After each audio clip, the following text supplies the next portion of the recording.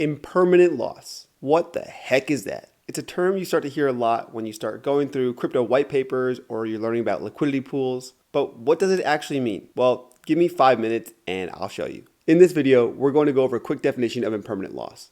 We're going to talk about how it relates to liquidity pools. And we're going to go over some really simple examples so that you feel very confident next time you see impermanent loss in a white paper, or you're reading about it somewhere else, or you think you may be exposed to permanent loss. The more you know.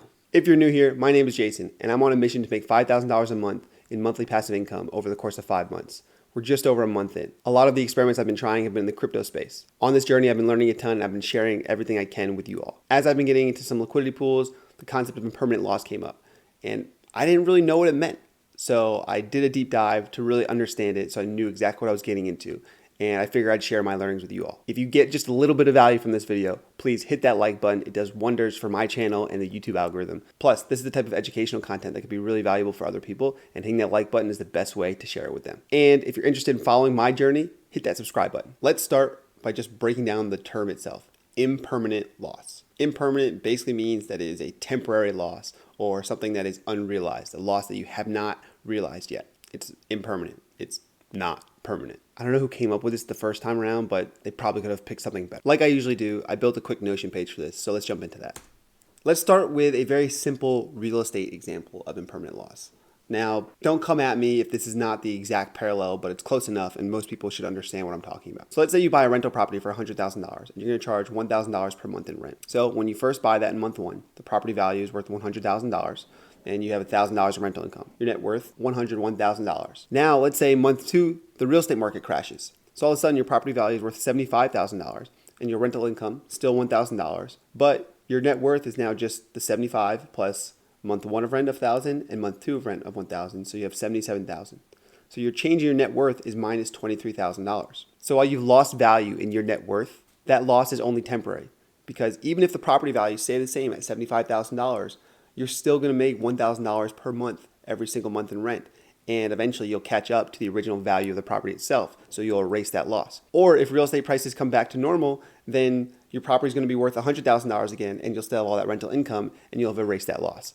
That is why it's an impermanent loss. It would only become a permanent loss if you were to sell the property for $75,000 or something less than $100,000, and you were never able to fully recoup the cost of your investment. In the crypto world, this is particularly true with liquidity pools. When the value of your assets in a liquidity pool are less than if you had just held onto the assets outside of the liquidity pool, that is when you're looking at impermanent loss. So if you can lose value by locking up your assets in a liquidity pool, why would you actually do that? Because in exchange for putting your assets into the liquidity pool, you receive a piece of every transaction fee when those assets are traded in that pool. Let's get into those details a little bit more. So liquidity pools, they are a pool of money that contain two assets, like say Bitcoin and USDC, which is a stable coin pegged to the US dollar, that people want to trade. It's called a liquidity pool because now these assets can be traded very freely and very easily, making them liquid. So as always, it's important for us to understand why a project would want to create a liquidity pool. First, it allows them to offer trading of two assets. If they only had one asset like Bitcoin, then they can only sell that asset in exchange for something else. If they have two assets in the pool, they can attract people that want Bitcoin to the pool. They can also attract people that want USDC to the pool. And there they can exchange their assets with each other. And every time they exchange those assets, the pool or the project takes a little bit of a fee. And again, you get a piece of that fee for locking up your assets in that pool. Alternatively, the project could just buy a bunch of both assets itself. But then if I create this project, then I have to go out and buy millions of dollars worth of Bitcoin and USDC so that people can then come here and trade things themselves. So when I invite other people to provide the liquidity to the pool for me, I have a lot less risk. This part is really key, how these liquidity pools are set up. When someone sets up a liquidity pool, their goal is to keep the value of both assets of the pool equal to each other at all times. No matter how many tokens of Bitcoin they have or how many tokens of USDC they have, they want the value of what they're holding in the pool to be exactly the same. When the value of each side is the same, it makes it easier for trades to go back and forth. And they do this by programmatically changing the price of every asset with every single trade. As people buy Bitcoin and remove it from the pool, the price of Bitcoin goes up because there's less of it. All right, now that we have the basics, let's jump into a really simple impermanent loss example so we can really hammer the points home. So in this example, we are staking USDC and BTC into a liquidity pool. We have 500 tokens of USDC. They're each equal to $1, so that's $500 we're putting in the pool. And we have 5 tokens of BTC. They're each worth $100, making our total value of BTC $500. And the total value of our stake is $1,000. Remember, we're trying to keep the value of each of these the same throughout every transaction. So we put our money in the pool, right? Here's the starting amount here. 500 USDC multiplied by $1 equals $500. 5 BTC tokens multiplied by $100 equals $500. So the value of your Bitcoin is $500. There's no loss. Nothing has changed yet. Let's see what happens if someone were to buy one Bitcoin for 100 USDC. They buy one Bitcoin, they take it out of the pool, and they're adding 100 USDC to the pool. So USDC goes up by 100, so 500 to 600. 600 times your $1 is $600. So the value of your USDC is $600. So the value of our Bitcoin left in the pool also has to be $600. We took one Bitcoin out, we went from 5 to 4.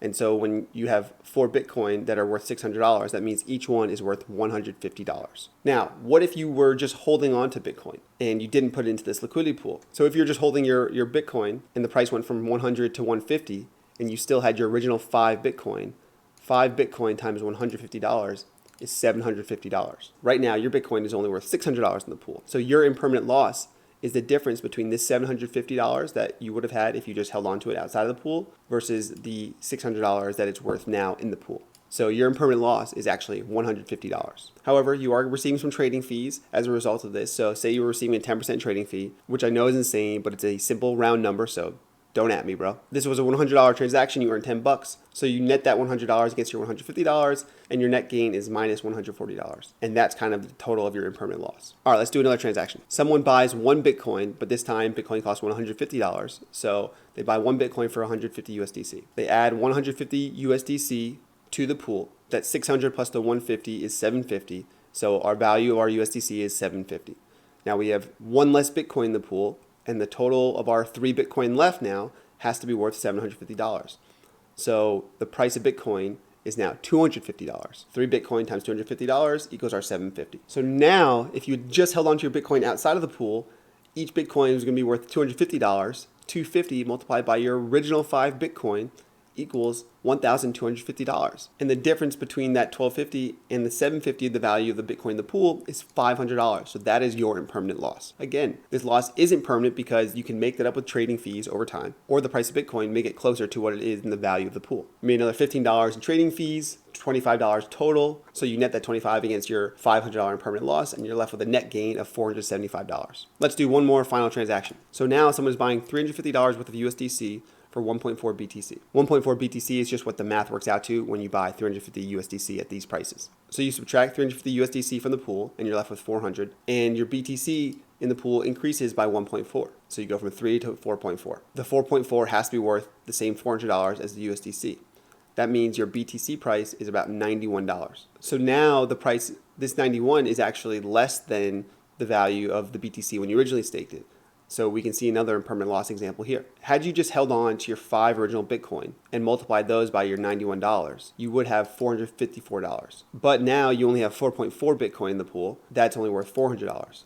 So the 400 subtracted from the 454 means you're dealing with an impermanent loss of almost $55. So you can deal with impermanent loss whether the price changes up or down. That's really important for you to remember. But because you're receiving trading fees along the way, this is helping to offset your impermanent loss. And in this case, you can see we earn another $35 in trading fees. So that brings our total trading fees to $60.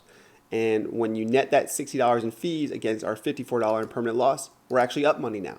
So we've erased our impermanent loss, and that shows you how you can erase impermanent loss through trading fees. And that wraps up our really simple explanation of impermanent loss. Hopefully you found this video helpful and you learned a thing or two. If you did, please do the algorithm a favor and do everyone else a favor and hit that like button. And if you want to follow my journey to $5,000 in monthly passive income a month, hit that subscribe button. I've got some really cool videos coming up to share with you guys. I'm going to talk about how things have been going over this first month or so, and I have some other projects I've been investing in that I can't wait to share with you. I wish you health, wealth, and lots of learning. I will see you soon.